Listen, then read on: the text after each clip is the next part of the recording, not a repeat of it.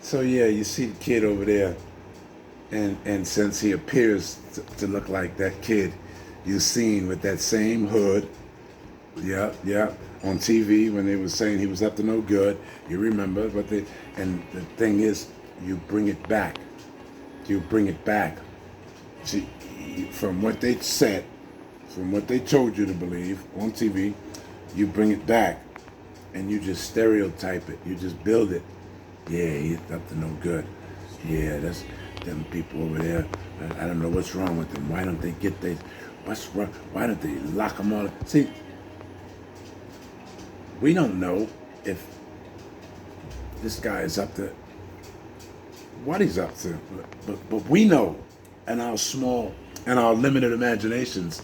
So this allows us to limit the imagination of others, our imagination of who they. No, just because that young man looks like that little boy who killed those innocent people in the church.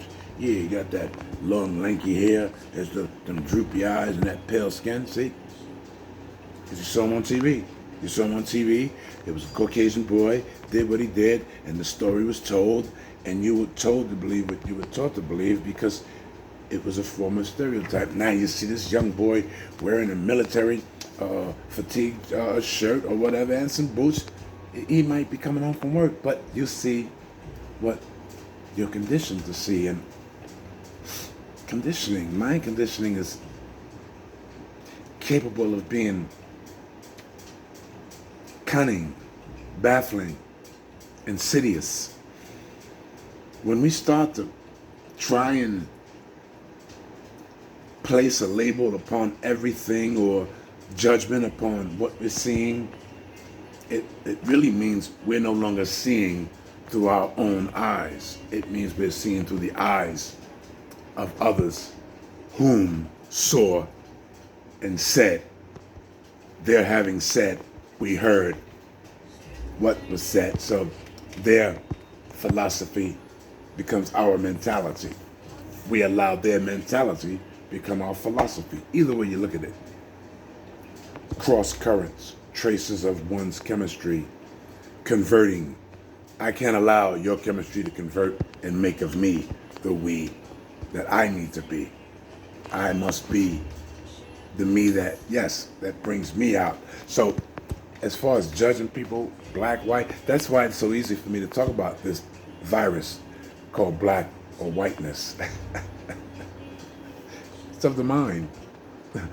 The virus is in the mind. There's nothing bad about you just because your skin don't absorb the sun. And there's nothing bad about you just because you look a little overdone. Okay?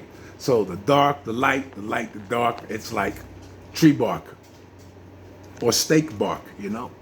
Put a piece of steak on the grill, or chicken, that coating. Let's keep it real with ourselves. Don't rush to judgment. No matter what you seem to be seeing or think you seem to be seeing or seemingly seem to be seeming that you're seeing, look at it with your heart, your eyes, your mind. It's like a think, plan, do. Is it worth speaking about? Number one, is it going to make anyone feel better or benefit anyone besides the ugly that's been instilled in you? And number three, is it true? Do you know it for sure? That's the real thing. That's the most important part. Don't carry information that you don't know from experience. Caution, you can blow into the wind. That's okay. However, remember, too much has limits too.